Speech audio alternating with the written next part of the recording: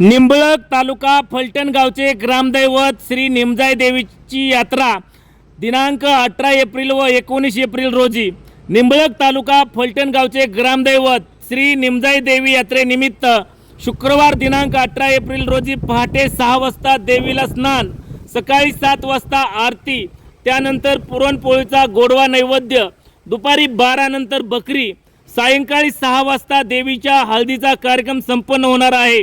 तर रात्री 9 वाजता मनोरंजनाचा कार्यक्रम विठाबाई भाऊ मांग यांचा लोकनाट्य तमाशा ठेवण्यात आला आहे।